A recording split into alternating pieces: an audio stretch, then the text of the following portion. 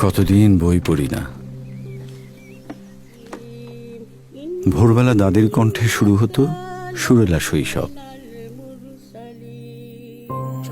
সন্ধেবেলা পা টিপে টিপে বাসায় ঢোকা, সোজা গিয়ে পড়ার টেবিলে।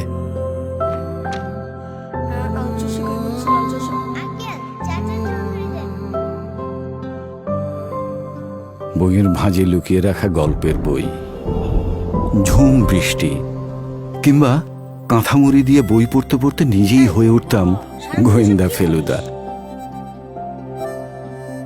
পড়তে নিয়ে যে বইটি বন্ধু আর ফেরত দেয়নি, বন্ধু কিংবা বই কারো সাথেই আর দেখা হয় না। লম্বা জার্নি মানেই একটা বই লাগবেই। মনে পড়ছে ক্যাম্পাস, সারা রাত জেগে পড়তে পড়তে ভোর। ইস, যদি আগের মতো বই পড়তে পারতাম।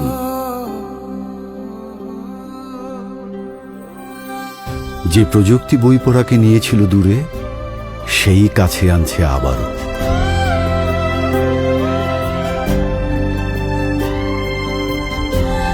নতুন সময়, নতুন করে, ঘরে বাইরে, চলতে ফিরতে, দেশে কিংবা বিদেশে, ব্যস্ততা বা অবসরে, মন জাগাতে মন জোগাতে বই পড়ার বিপ্লব শুরু হোক আবারও। আলোয় আলোয় কেটে যাক আঁধার, বয়ে বয়ে সয়লাভ হোক 56,000 বর্গমাইল। যখন যেখানে যে কোনো বই, চলুক বই পড়ার খুশি অবিরাম।